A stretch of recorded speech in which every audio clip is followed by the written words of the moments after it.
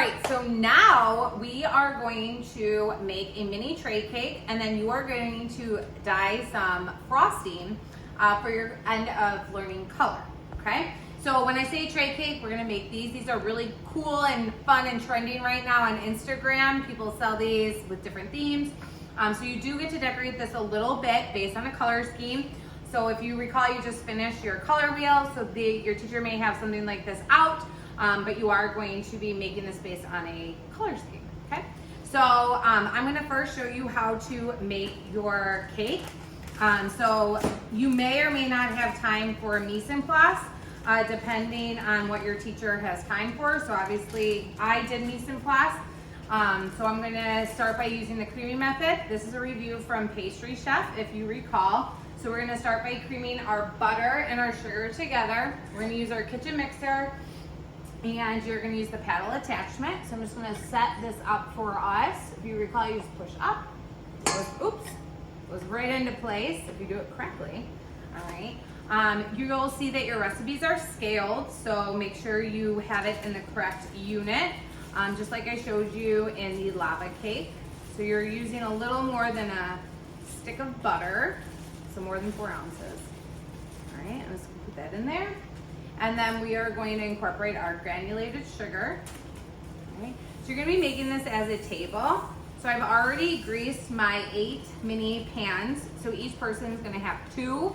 So essentially one will be for practice and the other one will be for your lab submission, all right? So I'm gonna start I'm gonna lock this into place, and I'm gonna cream my butter and my sugar together. My butter is already at room temperature, but we wanna make sure that the sugar melts into the sugar, or melts into the butter.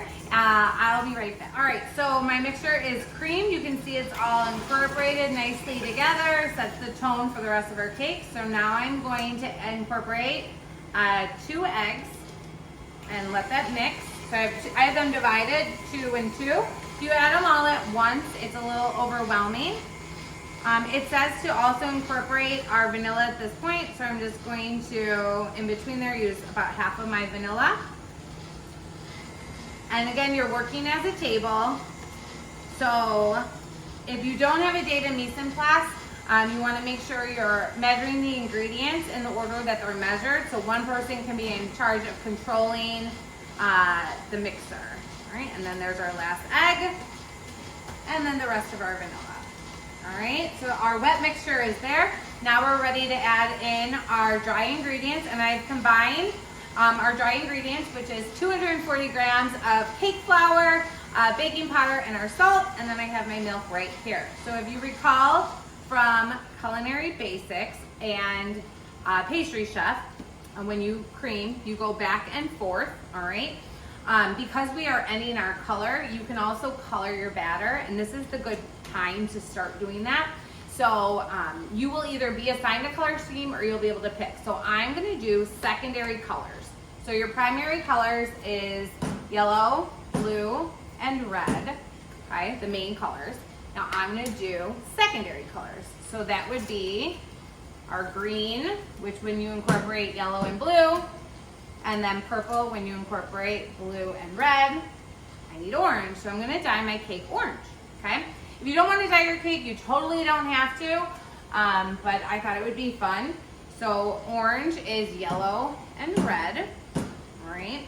So when you have these, it kind of tells you the adjustments, or you can just eyeball it since we are still learning and just having a little bit of fun. So I'm gonna add just a drop of yellow and a drop of red. Okay, now the reason why I'm gonna add it now is if I don't like the color, I can always add more after I incorporate my dry and liquid. All right, so I'm gonna start with a little bit of my flour, about half of the mixture, and about half of my liquid. And again, I have it on the stir mode. Oh, it's gonna be a nice, vibrant orange. You can see it's very concentrated, the gels, compared to the water base that you probably have used at your home. Okay. I'm gonna add a little bit more of my flour, more of my milk. And again, you're just alternating to make a nice smooth mixture. All right, add the rest. then a little bit away, and the rest of my milk. And now I'm going to stop it. Oh. And so I'm just gonna make sure this all gets incorporated here. And then we'll give it, I'm just gonna clean my sides. I'm gonna give it one more mix, and then we'll be back to show you. All right, so we are back, so you can see that it is very vibrant orange, which is good. So I don't need to add any more. Sometimes it looks like it's separating, which is, it's totally fine. It's just because we added that color, but it will bake just fine. So make sure your sides are all clean. I've already greased my pans, and you're gonna put 4 ounces into each of these, okay? So just as a reminder, you're gonna turn it on, ounce and pounds. You're gonna put it like so. And then you're gonna tare it to zero it out. And then you're gonna put about 4 ounces in each of these, okay? And we have found that the 4 ounces is pretty good. Now, you should end up with 8 pans at the end filled, but if you don't, then you just make less. Again, everyone will have at least 1 to 2 cakes to decorate. So it takes some time. Obviously, it's gonna take me longer because it's just me, but when you're working as a table, you should divide and conquer, okay? So that's essentially what it's going to look like. They are going to bake 350 degrees. They take about 10 to 15 minutes, and then you will decorate them tomorrow, all right? So we'll be back, and I'll show you how to get your frosting ready. All right, so for your mini tray cake, as I told you, this is a project you're gonna submit as a table. And you're each gonna make your mini trays of cake, and you're gonna decorate them. So you need to dye your frosting. So sometimes we have you make cake from scratch, sometimes we have you make buttercream from scratch. It kind of depends on the objective of the lab. And the lab objective for the tray cakes is that you use color. So we are not gonna have you make homemade frosting. We're going to pre-buy it. So this is how we buy our bulk frosting, okay? The same thing that a lot of bakeries use, and we're gonna have you color it. We did have you make the cake from scratch just because we wanted you to get back with measuring and whatnot. So if you recall, I said I'm doing secondary colors. I dyed the cake orange, so I'm gonna dye my last thing of frosting orange, and I'm getting my mise en place ready. All right, so with that, I'm just gonna use a disposable knife to dye it. I'm just gonna add a little bit of red because I'm doing orange. I want just a little bit. And again, you're just playing with it so you can get into the habit of seeing how to mix colors together. Okay, so I just did a little, but it's still very vibrant because it's gel. All right, so if I wanted to mute this a little bit, I could add white. If I wanted to have a shade of it, I could add black, but I want mine to be pretty vibrant. All right, it's a little pastel-y for me, so I'm just gonna add a little dot more of red. All right, and then to get this ready for cleanup and whatnot, a little trick I have found is I put my frosting in little plastic wrap, because then when I'm ready to put it in my piping bag, I just snip this off and it can slide right in, and it's very clean. Now, you might come up with another idea for yourself or time, but for the purpose of class, I find that I like how this works. So it's just a little, you could literally watch hundreds of cake decorating videos, and you'll see other little tricks and tips. This is just one that I like to do. Okay, so you just put that right in here. And then I'm gonna go over like this, and then go like this, okay?